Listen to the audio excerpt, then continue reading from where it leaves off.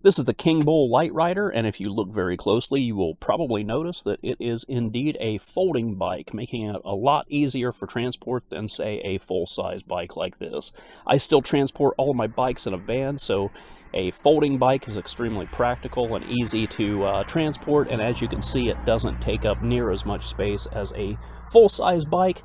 And I know I'm rambling at this point, but I have not ridden this bike at all yet, so you guys are going to come along with me for the initial ride, and we're going to see what we think of this thing. Okay, so folding this bike is not difficult, but it does have some weight to it. Keep that in mind. I can't remember the exact weight. I think it's around 70 pounds, but I'll put the exact weight on the screen right here. Anyway, with that being said, just keep in mind that it does take a little bit of strength to get this bike folded up and unfolded without any real trouble. Now, I kept the seat on it and I kept the battery in as I folded and unfolded it.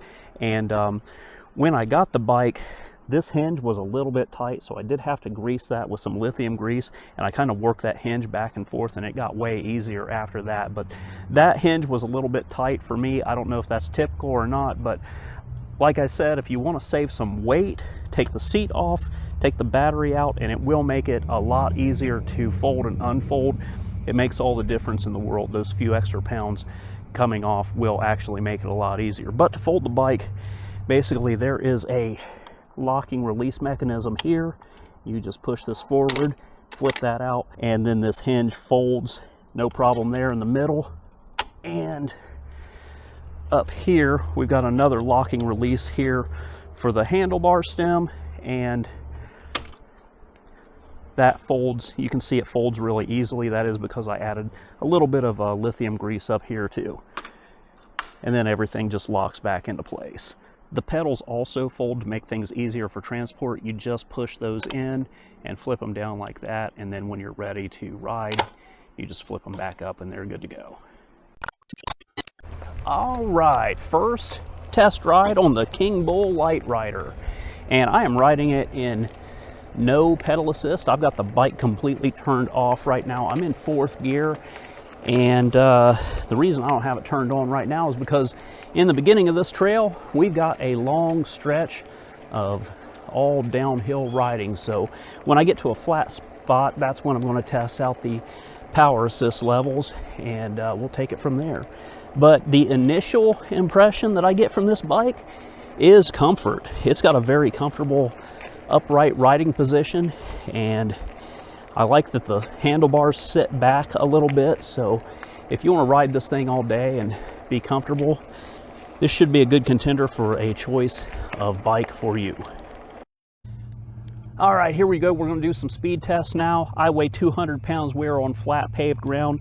The bike weighs, I think, around 70 pounds. I'll put that information on the screen right now.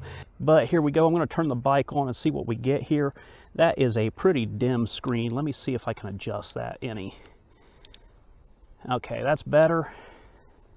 That's as bright as we're going to get with the screen. I hope you can see that. It's a pretty colorful LED screen, but it is not very bright, especially in bright sunlight. Let me peel off the protective film here. I can see it okay. It's good enough to get the job done. I hope you can see it okay at home, but here we go. We're going to start off in pedal assist level 1, and I am going to pedal for the first part of the test. In the second part of the test, I'm going to stop and we're going to use throttle only. But here we go, under pedal assist level 1.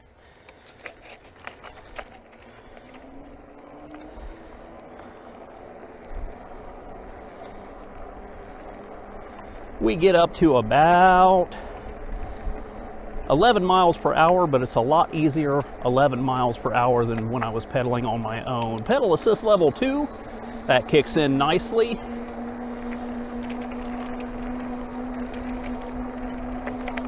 We're at 13 miles per hour. Level 3, 15 miles per hour. Level 4,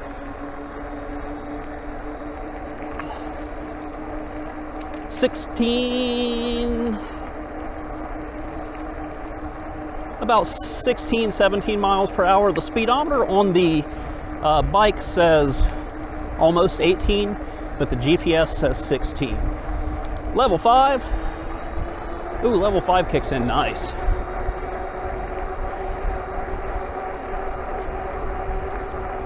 And it looks like there's a speed limiter on this bike. I will definitely see if we can unlock that later, but the speedometer on the bike under pedal assist level 5 with me pedaling says like 21.5 and GPS says 20. I would be more inclined to trust GPS. Here, we'll do a brake test. The brakes are pretty strong. It's got hydraulic disc brakes. I think they're 180 millimeter disc brakes, so for the size of this bike, that's pretty good. Now we're going to do a throttle only acceleration test starting out in pedal assist level 1. Here we go. It really kind of takes off pretty nice. It's got some decent torque, but with me not pedaling, it definitely does accelerate slower. According to the speedometer on the bike, we're at 10, and on GPS we're at 9. Pedal assist level 2. 14 on GPS, 15 on the speedometer. 3.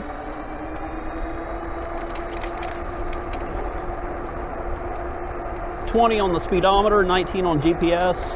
4.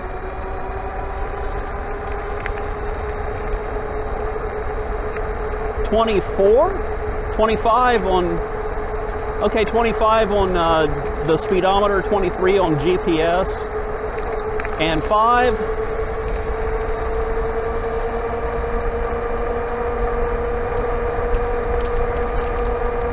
5 is capping out at 20, almost 27 and a half on the speedometer, but 26 on GPS. Again, I would be more inclined to trust GPS over the bike speedometer. Another brake test. Nice. Those brakes are awesome. So a little bit of flash forward here into the ride. You may see some discrepancy up to this point between the GPS speedometer and the built-in speedometer on the bike. That is because at one point I had the tire size in the menu system set wrong here. So basically, when it comes to speed, trust this at any point in the video, but I've got them synced up now properly. The tire size in the menu was set to 22, and these are 20-inch tires. And I don't know if it came out of the box that way or if it was something that I fat-fingered when I was in the menu system at some point. I would be more inclined to believe that it's a mistake that I made than something that how it got shipped from the factory, but I like to give people the benefit of the doubt. But anyway, always make sure that you got your tire size set properly or your speedometer will be off. Kingbull claims that this bike will accommodate riders who are anywhere from down to 5 foot 1 inches tall all the way up to 6 foot 5 inches tall. So it's a pretty good range there. I am 5 foot 10 and this bike is a pretty comfortable fit for me, but being average size, most bikes will be. So take that for what it is. So one thing that I really like about this bike and 20-inch folding bikes in general is that they are indiscreet. Now this bike is a head turner and I've gotten a lot of compliments on it. A lot of people have approached me and asked me about it. But when I say you don't draw a lot of attention to yourself, I mean you don't draw Karen attention. And to me, that's a really valuable component to enjoying a vacation. So, and I've made no secrets about it. I generally prefer to ride a 26x4 fat tire mountain style bike on like a rail and trail. But if I'm coming someplace like this, which is more of a touristy area, a vacation type area, I'm going to bring a bike like this because I don't really need to have any kind of off-road capability, though this bike does have plenty of off-road power and goes off-road and right back onto the pavement with, I mean, no problems at all. But what I like about this bike is that it doesn't look big and mean and intimidating to people who aren't in the know. And when you pull up on a bike that looks like a monster truck, your more uptight people are going to just kind of assume that you're up to some hooliganism and be up to no good.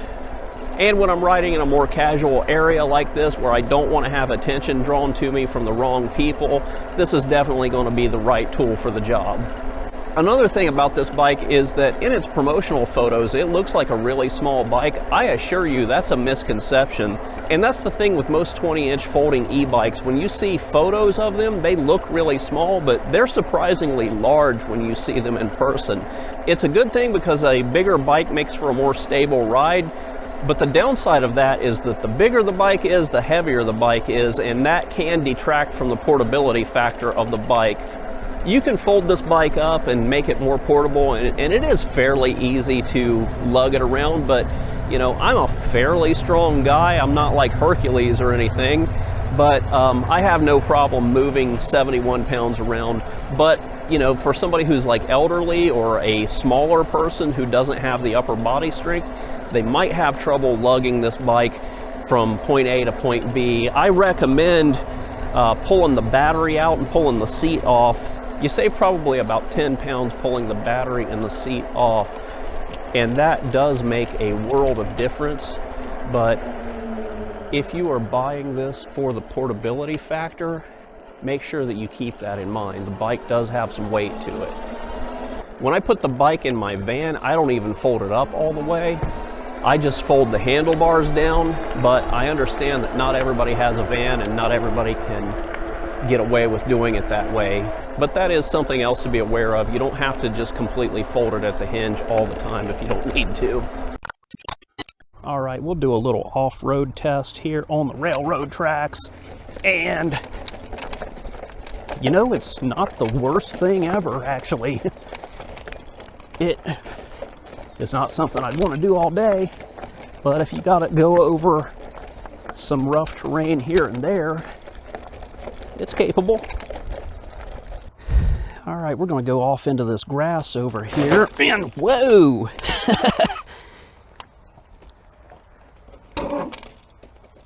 I did have to lift it myself up and over the track because there's a handle on the bottom for transport, and it was interfering with the railroad track there, so it would have never made it up over that track on its own. But minus that handle, it had plenty of power to get over the track. But here we go, we're going to do some off-road riding.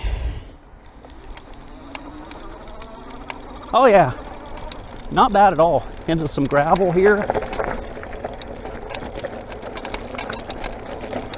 Some thick gravel, so I prefer the grass to the gravel, but it's not bad on either one of these setups here.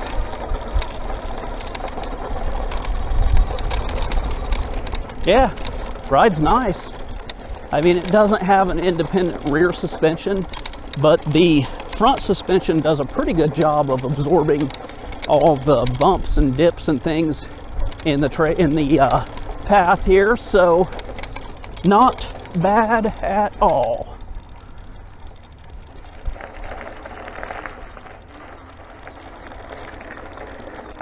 I've never been down this way, so I'm curious where this goes.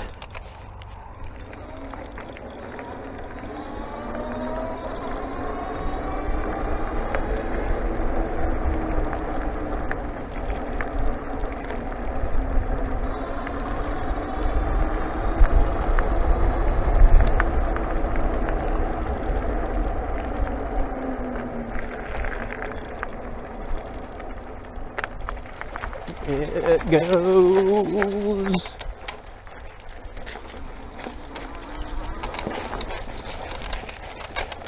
The road less traveled. And that's it. That looks like I'm getting into somebody's field now. I don't want to be trespassing, so we're going to go back.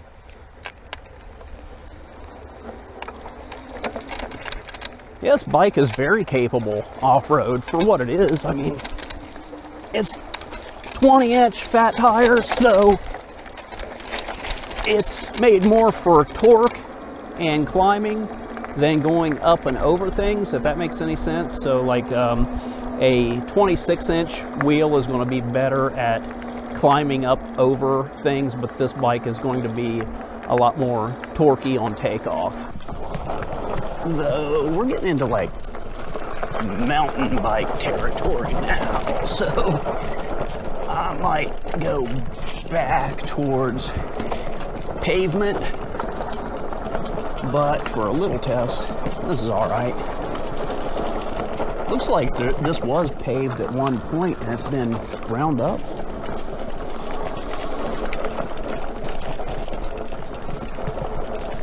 Yeah, this is something that I This bike can go through and over this stuff, but a mountain bike is going to be a lot more suited for this kind of riding. Oh, here we go. Fallen tree. This bike is not going to clear this with that handle on the bottom. Get the front wheel up and over. I'm going to have to lift it at the midpoint.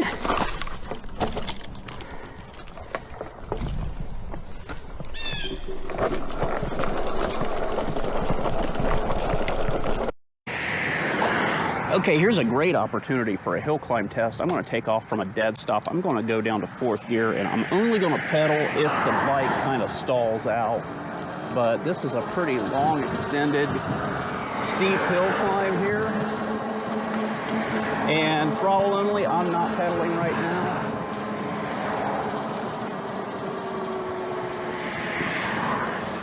And it went right up it, no problems. All right, we're going to do a walk around of the bike now to see what you get, but I just wanted to share this beautiful Ohio sunset in the fall. It's not technically fall. We're in the last few days of summer, but fall is right around the corner. And so for all intents and purposes, I'm going to say fall, but there's always somebody who's going to correct you, so just wanted to clarify that. But that aside, that is absolutely gorgeous.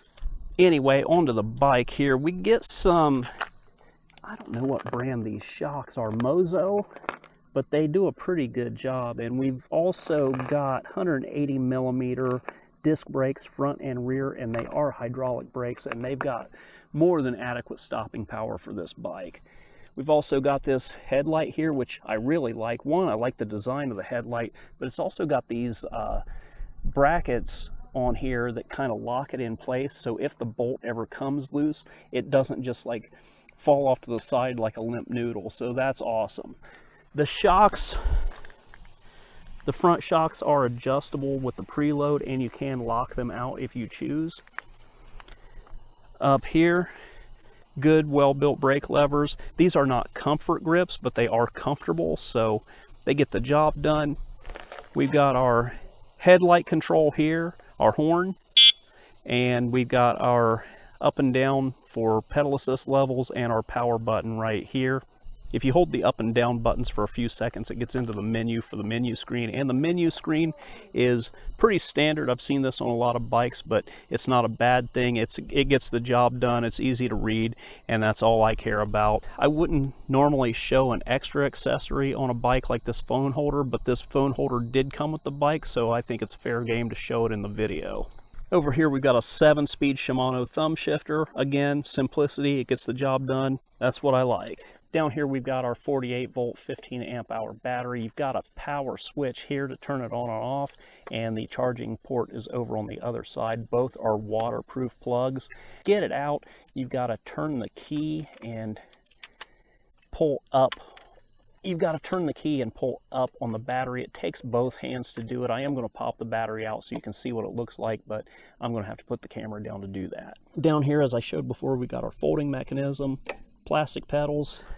We got our 7-speed gear cassette back here, Shimano derailleur and derailleur guard. One thing that I really like about this bike a lot is that it's got these solid rims. It does add some extra weight, but they are super low maintenance, and you just hose them off and you're ready to go. It won't rust out like spoke rims do. We've got plastic fenders here, which I actually prefer. They are not as loud as metal fenders, and they do just as good a job. Again, in the back, we've got a 180 millimeter disc brake, and it is a hydraulic braking system. The brake brand is Core Ride. I've never heard of that, but that doesn't mean anything to me. The tires are CST BFT 20 by 4.0, and they seem pretty well made. And the seat is comfortable. It's got pretty good stitching, and it seems to be made pretty well. And I know I mentioned this before, but I'm going to mention it again just so that everybody knows. I did have to hit this hinge with some lithium grease to loosen it up when I first got the bike. I hit it with some lithium grease and moved it back and forth probably about 20 or 30 times, and that really helped to loosen this hinge up and make the bike a lot more handleable. So if you do get a bike and it has a tight hinge like that, just hit it with some lithium grease. Don't use oil. You don't want oil or anything like that to get into your electronics. That would be a bad thing, but some lithium grease is just fine. It's waterproof, and it will loosen that up and make it a lot easier to deal with.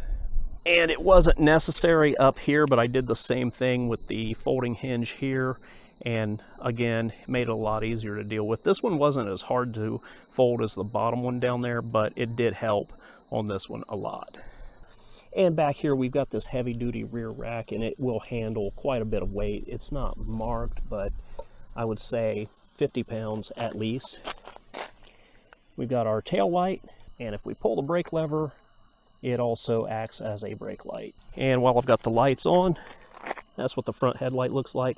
And we've also got a spot here to mount a front basket or front rack or whatever, if you would get something like that.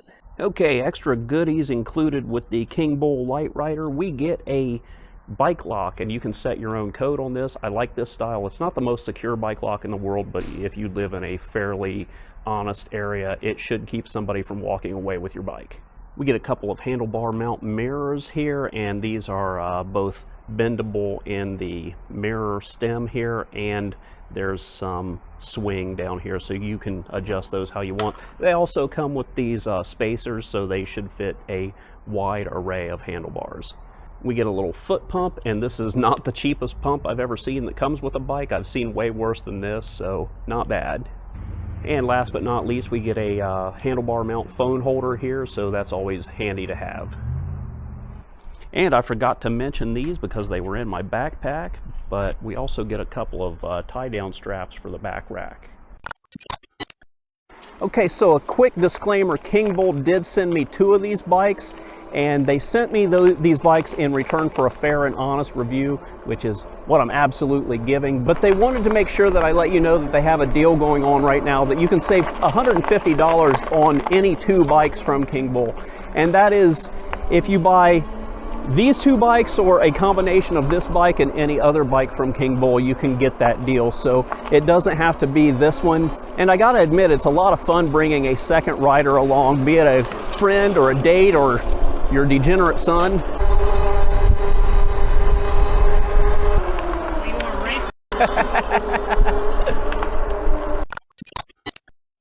Okay, so I'm going to do my best to do a real-world battery test. That is a range test on this bike, and I'm going to be riding this in like pedal assist level 3. I'm going to be doing my best to maintain around 15 miles per hour, and I'm just going to go as far as I can go. I'm going to go out that way on this trail up here, and that's I've got a 7-mile turnaround to come back, and after that I'm going to do a checkup on the battery at that point, and we're going to basically just continue that to see how far we can go on this bike. It's a mostly flat trail.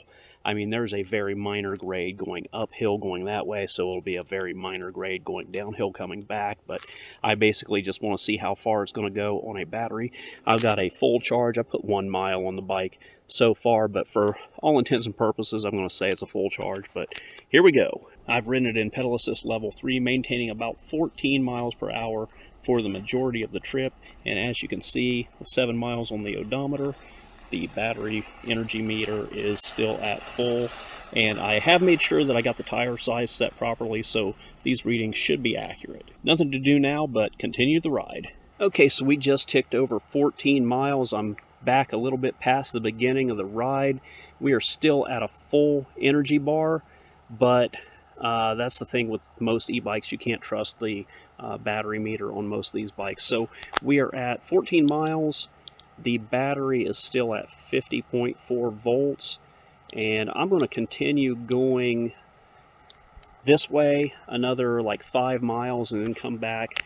The thing is with these energy bars, it'll be like, oh, I've gone 14 miles and I've still got a full energy bar. Most of these bikes, when they start dropping fast. So when the bar starts dropping, you're probably more likely at the halfway point for the battery life than say at 90% on the battery, if that makes any sense. But I'm going to continue going this way, and I'll come back after 5 miles. I'm going to try to put 10 more miles on the bike and see where we're at that point. All right, I know I said I was only going to go 5 miles, but I went ahead and went 6. You can't trust anything I say. That puts us at a nice round 20 miles on our trip here, and you can see that our energy bar has dropped 1 pip out of 10 on the energy meter here. So I mean, if a logical person would look at that and say, well, that means that this is a 200-mile bike. It's going to get a range of 200 miles. Well, sadly, that is not the case. I assure you, this bike is not going to get 200 miles on a trip to a battery charge. I'm going to turn around and go back now. And now that this battery meter is starting to drop, I'm going to ride the 6 miles back to the beginning, and it's almost getting dark out here anyway, so I really got to wrap it up. But I've got 6 miles to go back, and when we get back, I'm going to check the bar at that point, and I will almost guarantee you that this bar is going to start dropping really fast on the ride back. All right, we're at 3 miles left to go. The energy bar is at about halfway, so it's really starting to drop fast. I might have to kick it into high gear because the sun is down. It is going to start getting dark really fast. All right, we went 26 miles. Those last 2 miles that I rode, as you can see, street lights are on. It is just dark out here. The camera is not really doing it justice for how dark it is. But I went 26 miles. We got 2 bars left. Had I not had to go crazy on those last 2 miles, we would probably have like another bar or 2 left. So I think it's reasonable to assume that this bike could get 30 miles of range if you ride it at pedal assist 3 and you weigh 200 pounds like I do, and riding it the way I did on mostly flat ground today. But if you are riding up hills and doing things like that and you weigh more or less, or you're riding in wind, those are definitely going to be variables in your results. But under these conditions, I think it's safe to say 30 miles is pretty safe. Okay, so my final thoughts on the Kingbull Literider. We'll get the bad stuff out of the way first. The bike falls short of its claimed attainable top speed of 28 miles per hour. It's only by like a mile or mile and a half, something like that, but it doesn't quite make it to 28.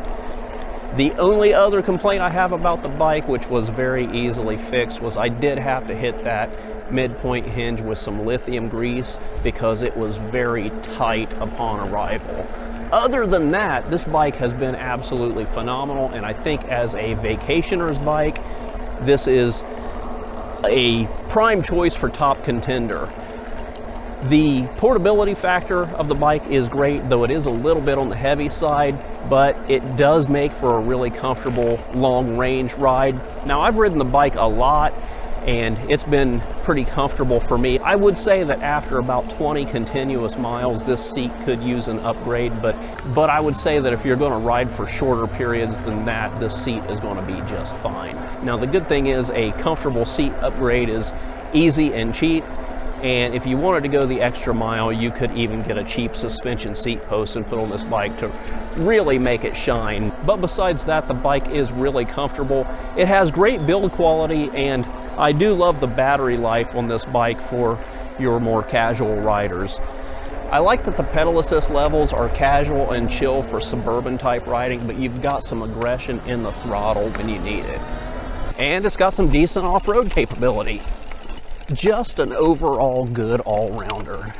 If you are interested in this bike, check the description box, and I'm going to leave a pinned comment that will have some discount codes for you down there. And if you are interested in buying 2 of these bikes, maybe for family or riding with a friend, Kingbull is offering $150 off of a purchase of any 2 bikes. You don't have to buy 2 Literiders. You can buy a Literider and any one of their other models, and that $150 discount will apply to the entire purchase. Anyway, that's all I got for now. Thanks for watching, and I'll see you next time.